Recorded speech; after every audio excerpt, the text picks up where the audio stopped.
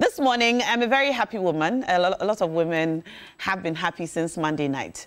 When we heard that the Affirmative Action Bill, which has been in Parliament for many years now, has finally been passed by unanimous decision by the House of Parliament.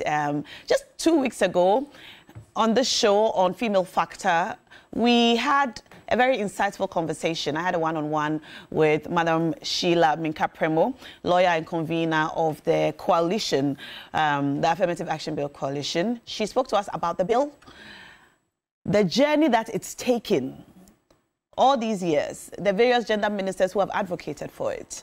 And she assured us, or she said she believed, that before the end of this administration, the bill will be passed to law. And, you know, we had our hopes and doubts, but this week we have been duly informed that the bill has been passed, awaiting presidential assent. What this bill seeks to do really is to ensure progressive gender parity or equity between now and 2030 in all spheres of our lives: political, educational, economic, cultural, and so on. This morning on the show, I have some very powerful women to discuss the bill, or the act, what it seeks to do, what some of the potential challenges might be, and how we can all ensure that it works for our good as a country. And so I'm happy to announce that joining us live on Zoom is the woman who has been doing a lot of the work, the convener herself. She was here with us 2 weeks ago, and she's joining us this morning live via Zoom. Madam Sheila Minka-Premo. Good morning, ma'am. Good morning, Ashoko. Thank you very much. And congratulations to you. Thank you so much. Congratulations to all those who are involved in pushing for this policy, including yourself, giving it attention on your media. So congratulations to all of us. I think we all deserve it. Pleasure is ours. And we're happy you are joining us to have this conversation this morning. Also joining us in the house is Madame Rodelyn Imoro Iyana. She is a member of the Alliance for Revolutionary Change, and you can be sure that she would always have some yellow somewhere representing the Alliance. Good morning, ma'am. Good morning. Great to have you. Nice to be here. Thank you so much for joining us. And finally, a woman I am so happy to see on the show today. She has been an inspiration for a lot of women in media for as long as I can remember, I think since 2008. She's a gender activist. She's currently a member of the communications team for the NDC, director of communications for the Zongo Caucus. We saw her on stage last week speaking to her people in the northern region. She kept saying, "I'm your daughter, I'm your daughter." And she's here with us this morning, more than anything, because she has been a strong gender activist all these years. And since we're talking about the Affirmative Action Bill Act, we can't have that conversation without you. Yeah. It's great to have you on the show. I'm so honored to be here. Thank you so much. Great job, all of you are doing. You Thank brighten you. our mornings. Well, we listened to you and watched you brighten our days for so many years. Yes, and it's exciting times for women in media, Yes. actually. The growth we're seeing growth. It's left with the transformation, but we are on a good course, so keep on it. Yeah. Auntie Sheila, good morning. Good morning, Shamima. Congratulations. So To all of us. You were all part of it. Well Congratulations done. To all of us. Yes.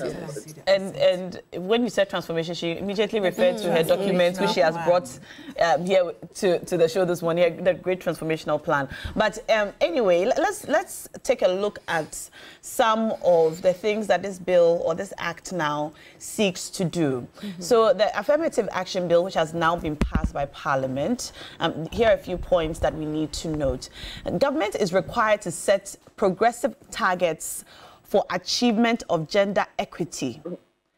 It establishes gender equity, a gender equity committee to ensure and monitor compliance with the law.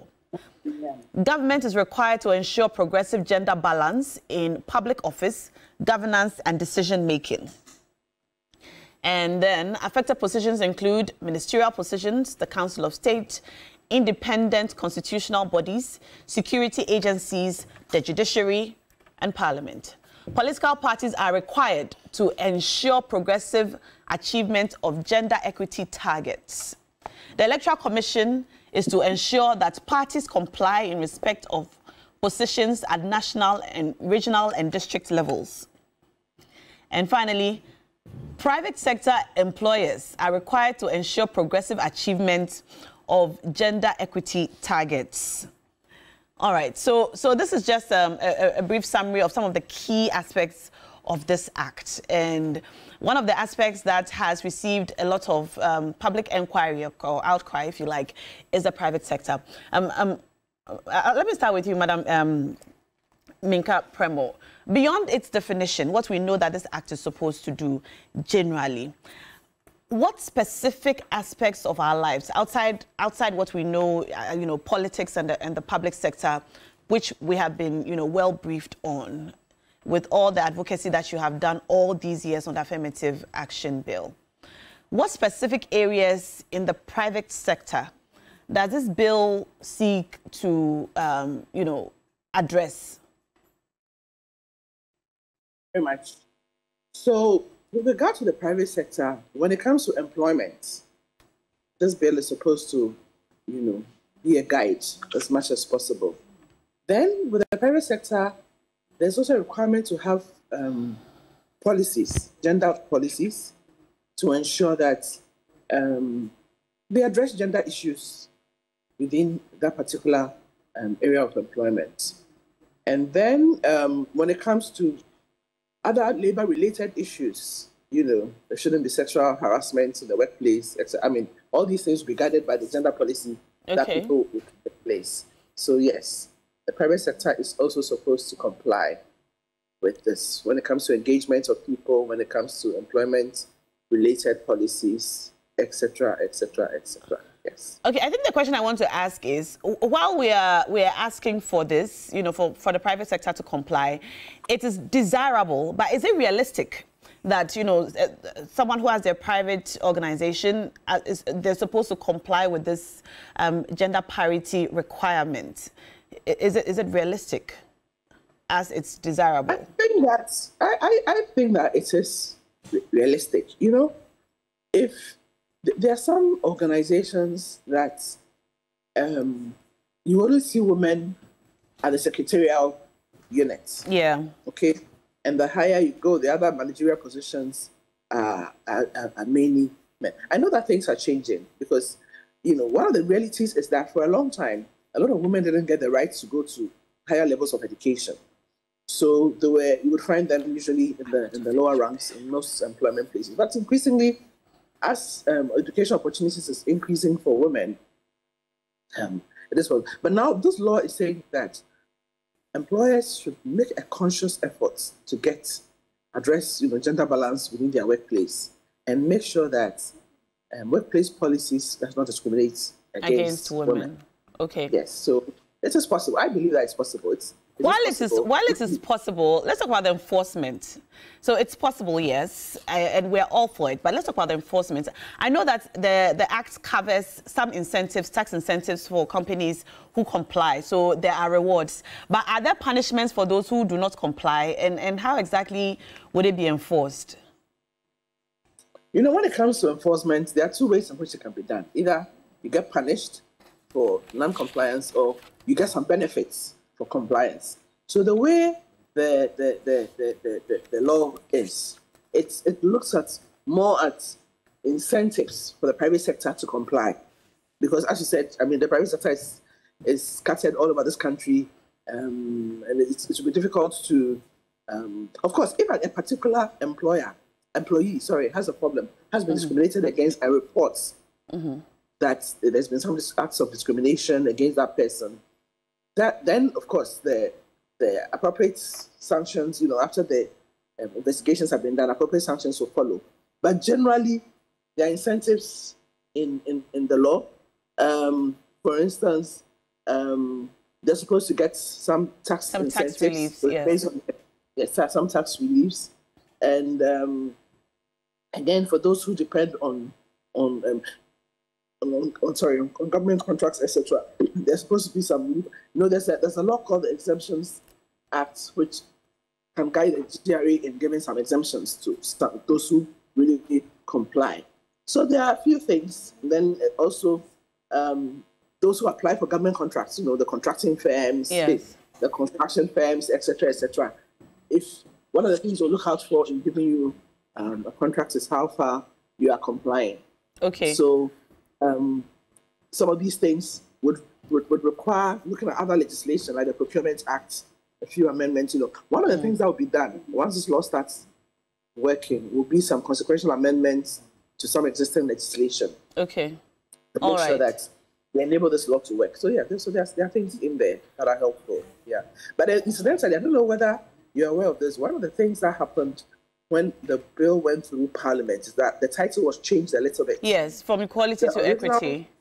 Yes, it was changed from equality to equity for several reasons, which was given Parliament. So it's very important to bear that, because the idea is that equality is when you've actually reached the parity, 50-50. And the way the law is structured, it's progressive. If you look at the target, it's progressive. You start from 30 to 40 to 50 when you actually reach the parity. And the way the law is also designed, once you get the balance, then that particular program for that particular sector will have to end. I'm glad you mentioned this equality, equity thing, because when you listen to discussions on public platforms, one of the things that is said that it is a women's bill, it's for women. Is it correct to say that? It is not. One of the things, like I said, we work closely with Parliament and doing the winnowing process, doing the work that they put. One of the things they pushed was that we should have to have a good understanding of gender. Gender is both men and women, and the roles society has assigned to them. Okay. And yes, the reality is that currently in Ghana, when it comes to issue of marginalization, the imbalance, it is women who are the losing end. Yeah. But the idea, one of the things we're pushing is that as much as possible, this is not a women's empowerment law. It is more of a, pushing us towards gender equity. So as much as possible, we should avoid, one of the things they did was to weed out many of the references to women and said people, because what they did was looked at the language of the Constitution, Article 17.4, which talks about the need to address the imbalance, gender imbalance. If you also look at Article 35, I think 5 and sub 5 and 6, it talks about also addressing the gender imbalance.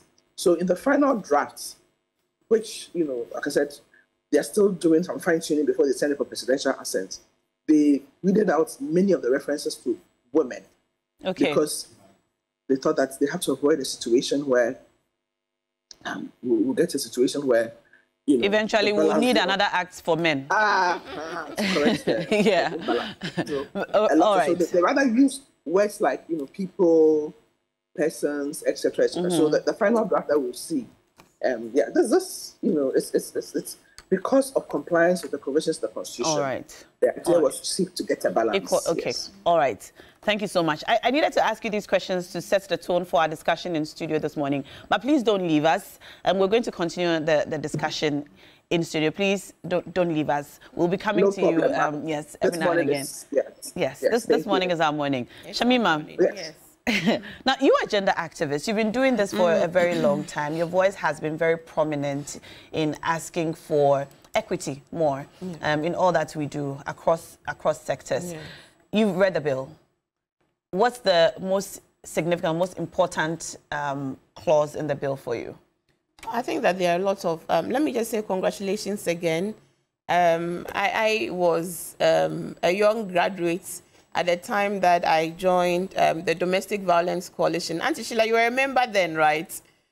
I was a member. So really, I learned from great women and minds like Auntie Sheila, Nanoye Leithers. At the time, this must have been 2003, 2004, thereabouts, quite a long time ago. And so we have come a long way as a movement. And sometimes when you enjoy some rights, you don't know and you don't appreciate the work that has gone, into fighting for those rights. I mean, rights it's a contested space, and you must contest the space to claim your rights. It's not just given. And that has been the history and the experience of the women of Ghana. They've had to mobilize, they've had to, advocate, demonstrate, and insist on their basic rights as the Constitution grants. For me, the entire bill is an acknowledgement and an endorsement, finally, by the people of Ghana that there are questions to answer and to address where it comes to issues of representation and inclusion in our society.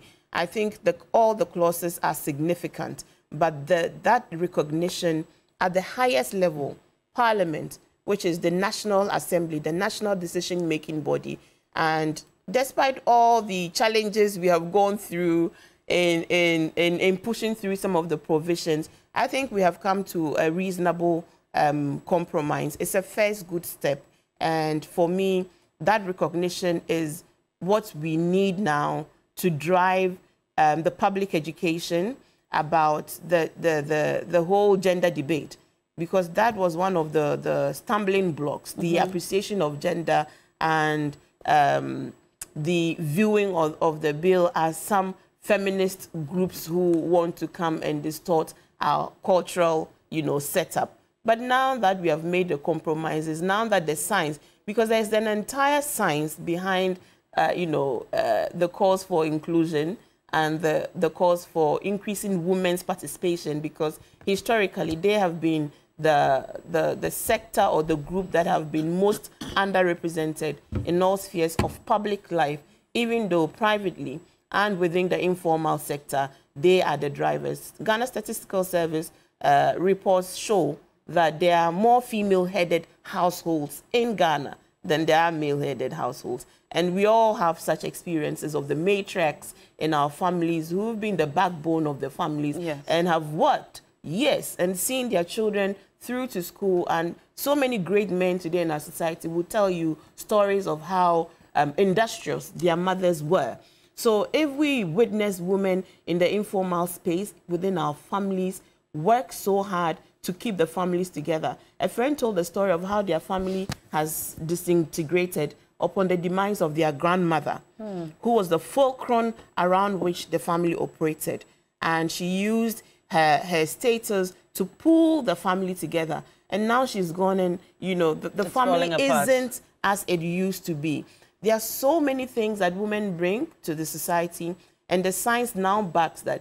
If more women are in public decision-making positions, the quality of our decisions will be different. And you have very recently publicly shown us that you have fully entered the world of politics, which is probably the biggest public decision-making platform in the world of politics. So congratulations to you. Thank you. Now, I had a conversation with Honorable Gifty Chum Ampofu not too long ago, and she expressed some of her concerns about the troubles that women in politics face. She said that, look, a woman would put herself up for election, and in addition to the financial and cultural challenges that she will face, after entering the House, her colleagues will just make it impossible for her if she is not submissive, or perhaps she's seen as a woman who doesn't consult with men who, in her words, I think she said, are sometimes, not bringing better solutions than what she's, the woman is preferring. You have just entered politics. This bill is seeking to, provide a level playing field for women to be able to comfortably enter the world of politics. Rwanda and South Africa, have done it. We can say they are leaders, Uganda too, in affirmative action and representation of women in parliament. But they sort of went a different route. Like, they appoint women, okay? So some women are appointed. Because perhaps one of the problems that we will have is there are women who want to, enter the world of politics or contest, but they face these roadblocks. So the money issues, the cultural issues, the insulting and name calling and bullying, and so they might want to hold back. Do you think that Ghana should go that route, appoint women? Because while we have women who want to do it, they are not coming up for elections, or they are even sometimes not winning when they come up. This is the stark reality of the situation we currently have, and you've actually hit the nail right on the head. How we eventually give effect to affirmative action, I think it will be a subject matter of conversations in the coming days. But yes, in some spaces, safe seats are reserved for women. Because organically, if we just say that come and compete organically, we won't increase the numbers. Where we are now in terms of representation totally in Ghana, it's around 14%.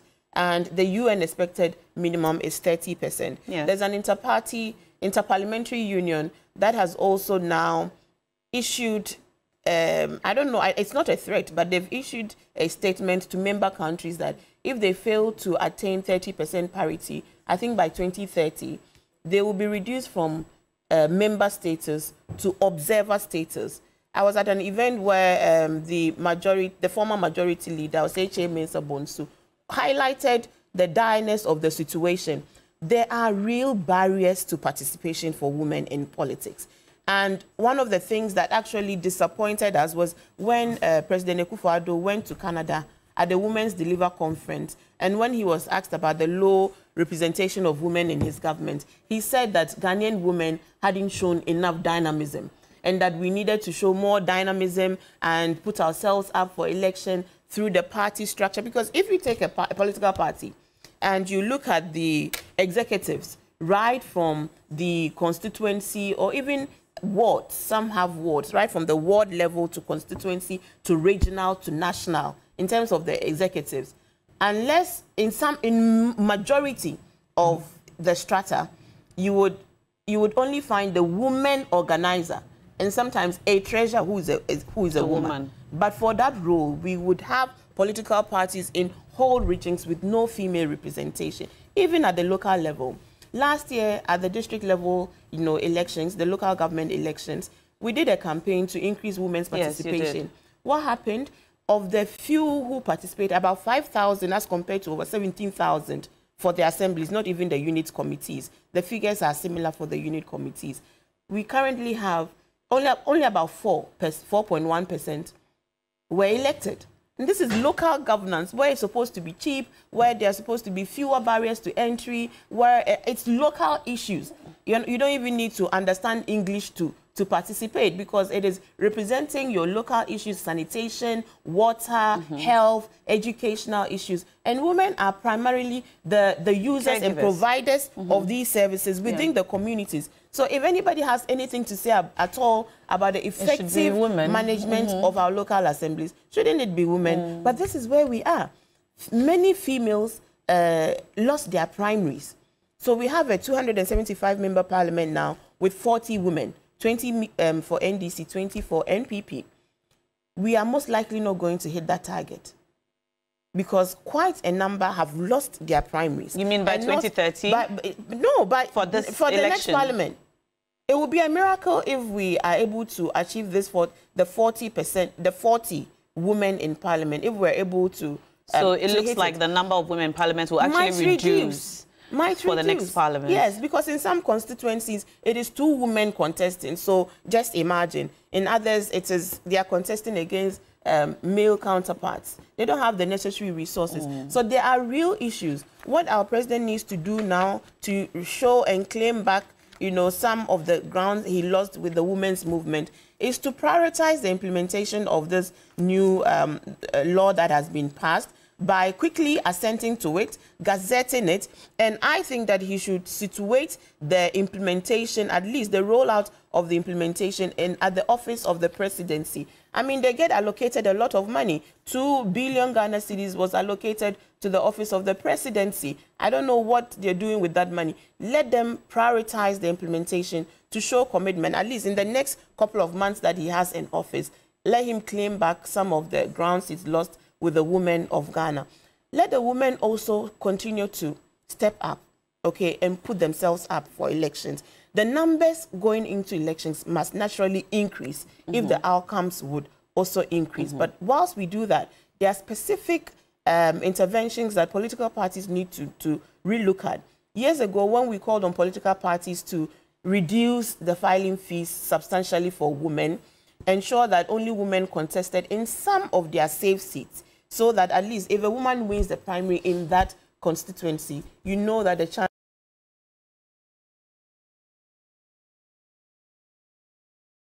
chances of her coming, into the House. Members of You know, so if we recognize that we're in a different time now. Yes, we're in a different time now. Yes. We have a bill which we hope will soon be accepted. Yes. Rosalind, I see that you brought your great transformational plan. And there are some policy propositions for women in your plan. So this is right up your alley, I suppose. Oh, well, we do have some plans for women.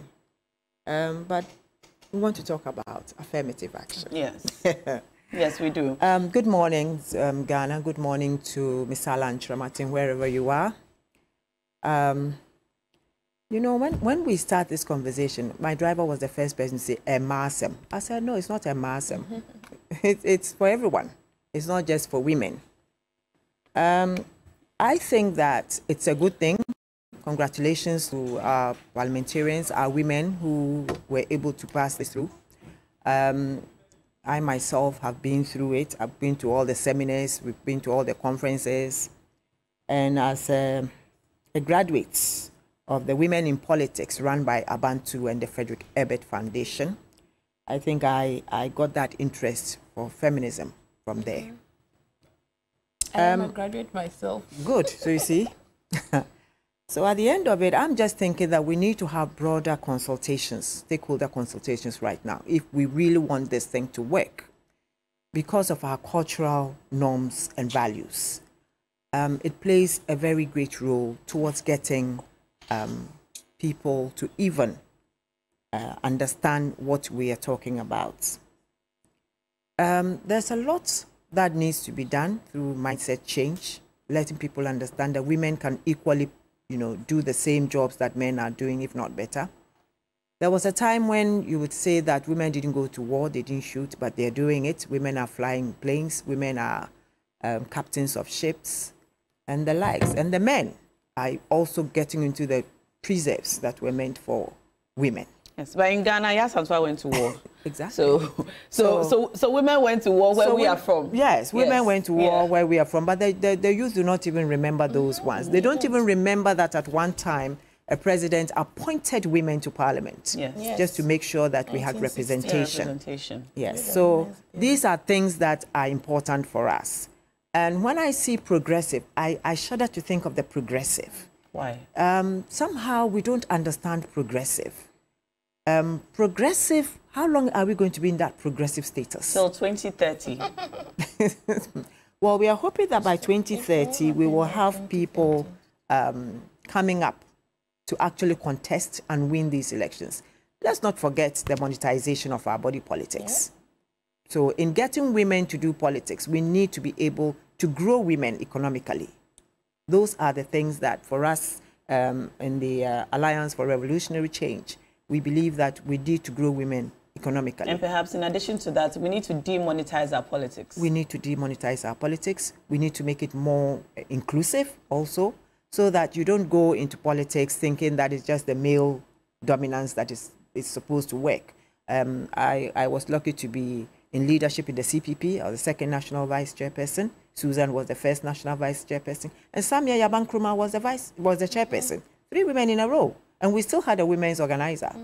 You understand? And it's always been like that with the CPP. So it's not that we don't understand. There are some parties that do understand. I was highly disappointed when, I think that was just before the 2020 elections, the MPP were asked to at least let the women, who were already holding their seats, not to be contested against. And even if they were to be contested against, it would be fellow women. And the whole thing was no. The men refused. They wanted to contest with the women. You understand? At one time when I was in the UK attending a Labour Party election conference, one of the things that I was made to understand was that when a female holds a Labour position, MP, if you leave, another female contests. And that way you still stick to having more females. But in this country, once you're a female and you are even holding a position, the men are out there trying to get you out. These are the things that, as political leaders, we have to look at. I'm looking at a situation where young people, young women, young men will be encouraged to take active politics as important as they take their church services. Because you see, at the end of it, the politicians are those that make things and unmake things for us. Yeah. If you are getting unemployment, it's because some wrong person is sitting there mismanaging the economy. Some wrong person is sitting there corrupt and doing all the deals. So if you can take politics seriously, like you take your church service, and do it positively, then we will have some changes in this country. And this is for men and women. It is for men and women. We are not saying that women are incorruptible. No. Of late, we are beginning to see that the women can do even better when it comes to politics. I see. You understand? It's for both men and women. Very few. Very few of them. So, no, we can't say few. So even one is not good. I want to understand two of the points you made. Are you saying you agree or suggest that, like was done in the past, and it has been done in some African countries, women should be appointed to parliament? For now. Women should be appointed to parliament. Yes. And for seats that are contested by women, we should perhaps encourage other women to contest those and seats. not have men contest those seats with them. Exactly. All right. Now, people have, well, some of the people who have issues with the affirmative action bill have raised the question of competence and so on. When they talk about, well, why should we just allow women to do it? Not to say that women are not competent, but to say that if it's a question of competence, why don't you just leave it for men and women to both contest, and whoever is competent should win? What do you say to people who say that? I don't think that's the right way to go. It's not, when you're talking about competence, we have very competent women in this country. They can also do it, but we are starting on the wrong foot. Already we are disadvantaged. What's the disadvantage? The disadvantage is cultural, because you find men not wanting their wives even to go into politics, fathers not wanting their daughters to go into politics, families not wanting their men folks to go into politics, chiefs not allowing. We are already disadvantaged in so many ways. So if we don't do something that would at least help them, we can start off by appointing some. Though, look, we can look at certain seats and say, look, these seats we will appoint women to go in there. Okay.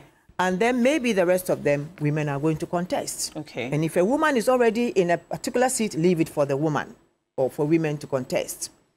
If we do that, it doesn't have to go on forever. At least after a while, we can go back to doing things as they should be done. Everybody can then contest. But for now, we are disadvantaged. And because of that, we cannot say that women should just be left to continuously contest when we are not. Okay. It's going to take a while for you to build the capacity of women when it comes to the monies and things for them to contest. So why don't you, at least for a short while, give them the opportunity, appoint some of them, allow those who can contest to contest, and then appoint some of them to bridge the gap. Then we can get the 30%. All right. Okay.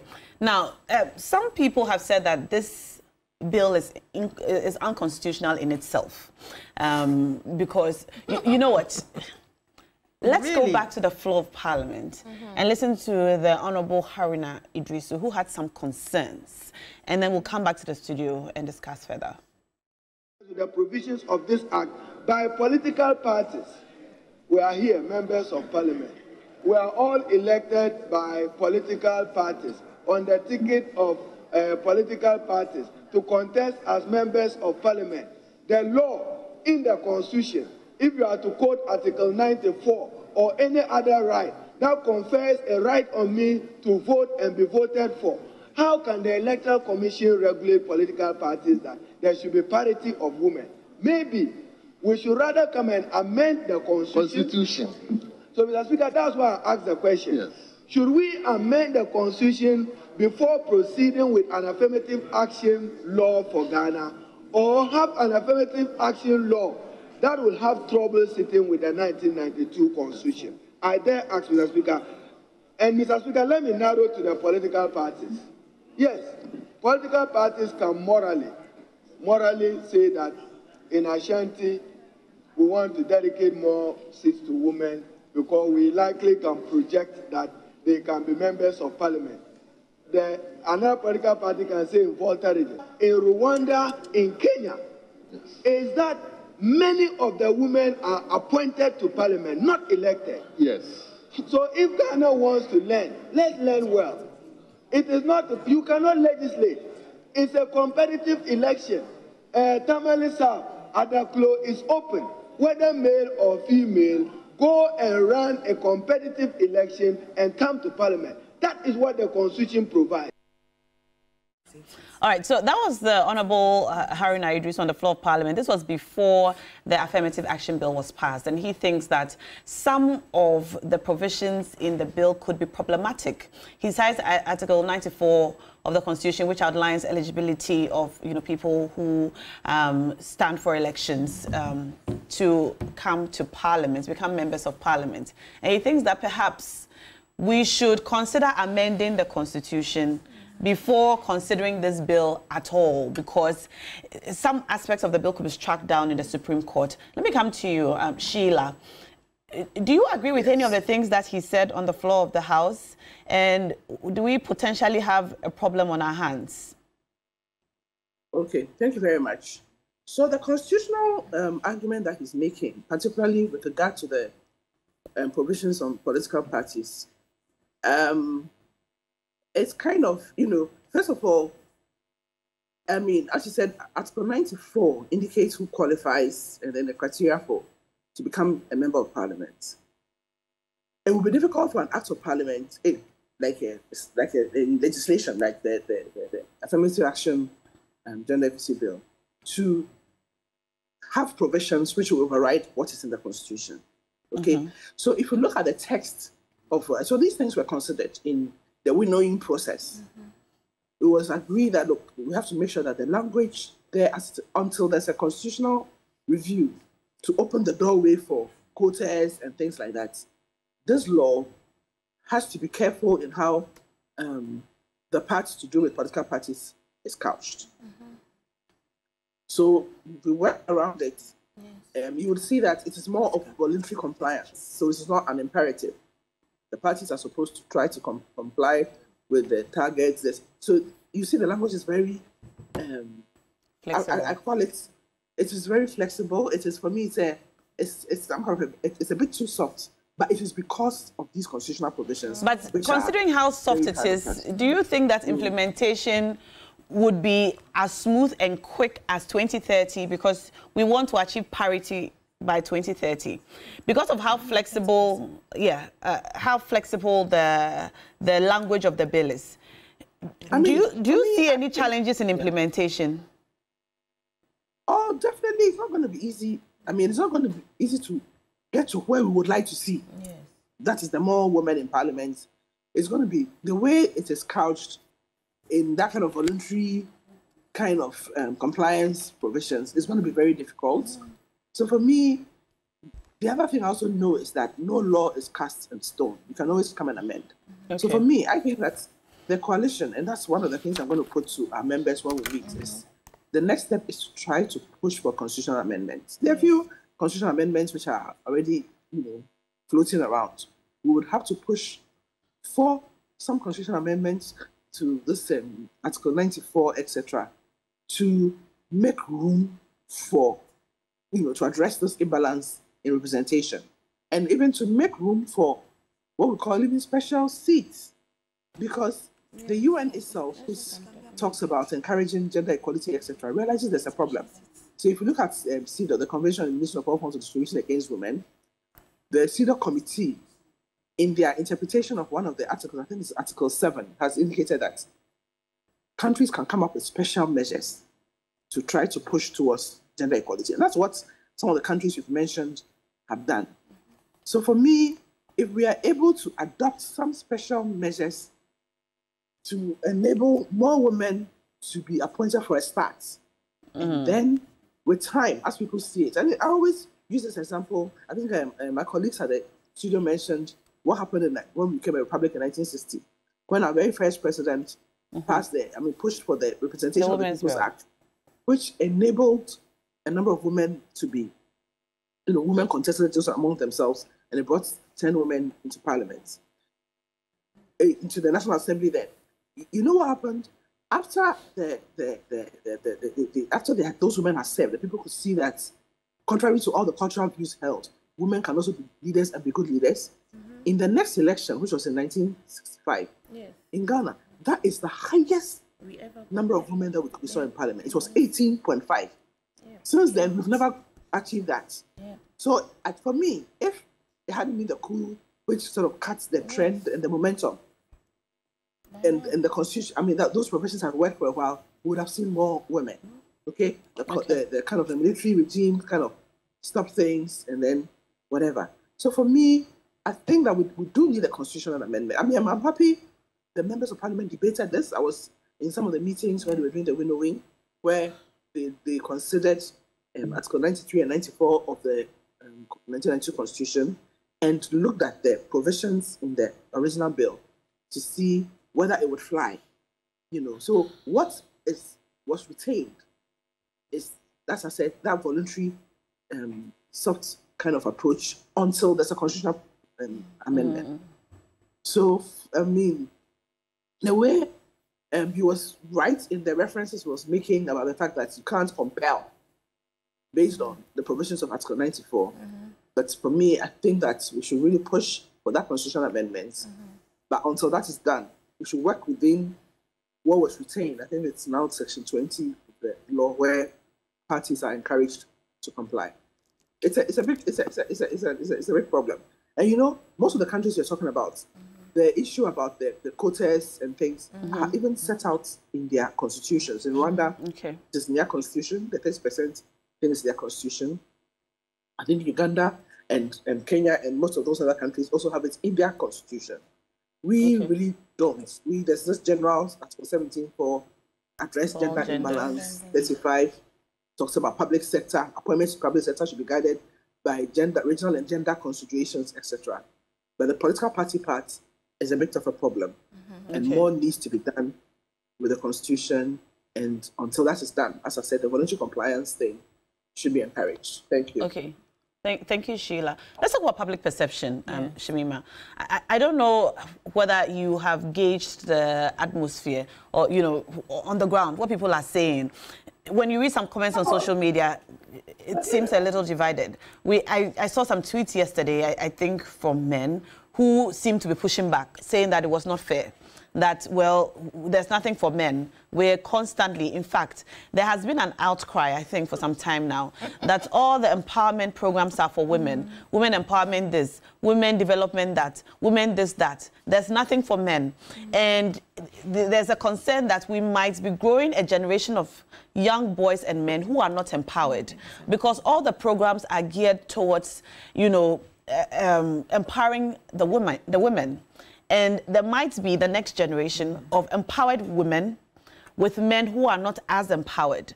And at that point, we'll have another parity issue, this time with men lagging in the background.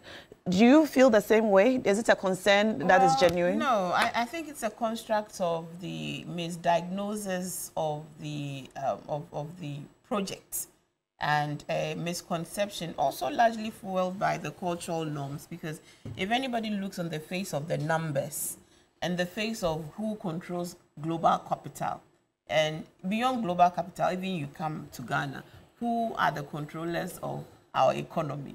Who are the big money people? Men are not disenfranchised in our society, even though a real appreciation of gender would quickly let you come to the realization that toxic gender narratives affect both men and women equally. And I think that that's the public education we need to put across. Ensuring a certain parity in terms of representation, in terms of opportunity, in terms of safety. Because even look, the specific issue of safety at work and safety against sexual harassment, the numbers show that it is often disproportionately against women. So the science is what we are dealing with. It has no implication for saying disempowering men, because in terms of the opportunities, the commanding heights of the economy, from politics to wherever, it is men who are in the comfortable lead, naturally. I agree when people say that we shouldn't leave boys out of the conversations on gender, because boys need to also understand ways in which negative stereotyping, negative and gender toxic narratives also disempowers them. So an empowered young man is better and will be a better husband for, you know, an empowered young woman. If we are bringing them all into the trainings on issues of gender appreciation, so that we truly come to a point where we know that gender is not only about women. As we are saying, there's no longer in single income households, because men, husbands, wives are all working to bring incomes. So for the quality of the family unit, it is a practical aspiration to have that members of the family are all bringing value. Because when Na brings value, when Na's husband brings value, it is the collective value of the family that would, you know, would improve. And many forward-thinking couples recognize this. And so when there's a recognition that we are all contributing to a pot, what happens? We all now understand that, so in this family, we don't assign specific duties. We all do what works in the best interest of the family. Everybody. So if that means that Na's husband comes home early and should put dinner together because Na is doing a night shift, that should be okay. That should be okay in that family setting. So look within your own practicalities and ensure that, because men can't carry the burden alone, especially in these hard times, okay? And quickly, just to add to the issue of the fears, we have to take intentional decisions to correct problems in society. When Nkrumah passed the 1960 Women's Bill, it was with deep recognition that women would be at the forefront of Ghana's transformation because of how the women were the backbone of the CPP. Exactly. The Makola women, the market women, so selling whatever they were selling, they were the backbone of the CPP. So by evidence, quickly he recognized that without women's empowerment and their decision-making prowess in those spaces, our progress will not transform. So it is okay. I want to suggest that, yes, there are some practical difficulties in saying that appoint women. You can't appoint women to constituencies because constituencies have to have election. What the parties can gradually do is to get to a situation where they make it easier for women to participate. How do you make it easier for women to participate? The money. Money is also one of the major barriers. So political parties should fund female aspirants. They can reduce substantially some of the filing fees. They can mobilize resources to support, because they do support some of their candidates during elections. So if you're giving A 100%, you can give B. No, the mindset with which we approach the problem must be, it matters, that we have a problem we're trying to resolve, okay? I think that an easier way out is to do the special arrangement. We have 16 regions, okay? Every region, we know the numbers of women who are in parliament naturally. There are some regions who will not have a female representation per the results of the primaries. There's not going to be any woman in a whole region. A few of those regions, both the MPP and the NDC, Rhodalyn, you're saying it's unfair, but yes, it's actually, they do not have female candidates. It's not that it's unfair. You know, at the moment, anybody is allowed. Yes. It's not equitable. Yes. But then anybody is allowed to contest. So for regions where no woman is contesting, they've contested, they've lost. They didn't win the primaries. So are there no regions where no woman contested? There are regions where women all regions women contested. But none of them won. Some did not. In some regions, none of them won. In some regions. So we are saying that for regions that no woman won, and we therefore have only men or male candidates, what should we do? So that is the problem that we should now resolve, because right now, towards this election, there's nothing we can do. That's the contest. Yes. So with this bill, we need to rethink these things, because when we see, you know, a society must reflect to itself and then decide that this doesn't look like a progressive society. What do we do? I think that we should institute another law that mandates the representation. We can make it like the Council of State elections. We have 16 regions. Every region, we would have a woman election to elect a woman to represent that, that region in parliament in response to the call. So, or if we did that, we would have 16 seats, which are women's seats, beyond the traditional 275 constituencies which will still be open to contest, where women can still contest in those in seats. addition to the 275 seats we have, there should be an additional 16 special seats arrangement for women Otherwise, only. we will not organically, unless the parties Rhodalyn, are willing. What do you think about that? Sounds good, but I don't think our economy can so take this on is that. So we'll have a bigger but the cost number of non-representation representatives is in a there. problem. The cost of non-representation is huge. It is very huge, and that's how come women are not being represented equally. You know, it's not just a question of reducing filing fees. There's a lot more that goes into being made a member of parliament. In your constituency, you will need to go around every nook and cranny to ask for votes. It costs money. Transportation alone, the feeding, you know, hotel bills, guest house bills, and those who are following you. I tried my hand at Boko Central, and I know what I'm talking about. Because in the morning, all the motorbikes will line up in front of your door, and everyone is taking a gallon of fuel. And you have to give them chop money. Now, it's so expensive that you give up halfway. Now, you try as a woman going out there to seek for funding, and that is another hurdle. We all know those stories. Sexual harassment. Sexual harassment. Parties will always sweet talk. We give them, we will support them. When we are talking about supporting, we may be talking about parties that can afford to support. Those are the two dominant parties, but not like a party that's maybe a CPP party or PNC party. Or my movement is not a political party, so we are not fielding parliamentary candidates. We might support some. But at the end of the day, it is so expensive to do the rounds for you to get elected as a member of parliament. Even on election day, you are still giving out envelopes. You are still giving out monies. Where is it going to come from? So that is why we're saying that special arrangements must be made in such a way that some people may have to be appointed. If you can get to a traditional area and find that there's a woman who is capable, qualifies under the constitutional requirements, but doesn't have the money or the resources to be able to do it, let us send that person to parliament.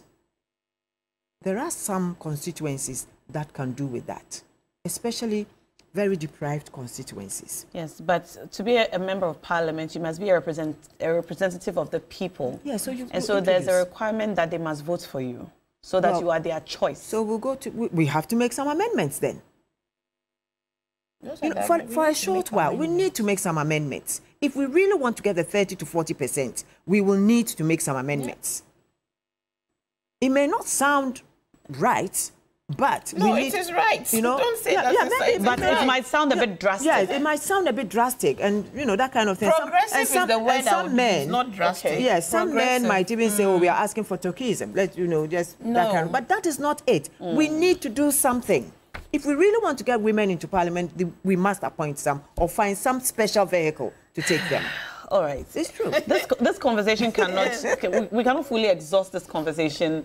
Can I just add something quickly? On this platform this morning. Just quickly. Okay, quickly. Just to also remind us that it is not only in the political sphere or politics that the equity demands are being made. I think, as you read, it's across different other, the private sector, education, the public cultural, sector, security, judiciary. Yeah, but it's because politics is at the forefront. It's at the forefront and very transformational. And we've made some great glass ceilings there. At least Ghana has had the first female Speaker of Parliament under NDC. We've had the first Chief Justice under Kufuor. We've had the first Attorney General Betty Mould under NDC. And today we have a first female running mate on the major party ticket who, all things being equal, God willing, will become the first female president. Yes, of the Are you going to be her Oh, you said female vice president. Yes, of the you said Republic. president. I was going to ask if you were going to be Professor Nana her Jane. running mates. Oh no, come next. We need to reward next elections. Do you have dreams of going to? I mean, I have no ambition to be any president of this country. But perhaps a member of parliament. Well, that is a possibility. I wouldn't want you to say no. So that's a possibility. I'll not run away. Yeah, that's definitely a possibility. But is it an aspiration? Is it an aspiration of yours? Not immediately. My focus today and now is to ensure that His Excellency John Dramani Mahama, the man we trust, the honest leader, the safe pair of hands, together with Professor Jane Nana Opoku-Agyeman, will make history, and they will rescue this nation and reset Ghana and put us back on the winning ways. All right, Shamima. The hardships are too unfortunately, real. unfortunately, I know Rodalyn is going to vote I think for us. otherwise. I'm not voting for you. How can you say I'm voting for an independent candidate. No, that will be all-inclusive, independent, all-inclusive president is quite who will help us. And angry, rightly so, because I think the New Patriotic Party under the leadership of Nana Bawumia have really betrayed a lot of people. There's no angrier party than NDC who feel that they have been deprived of. I want to ask you ladies a question.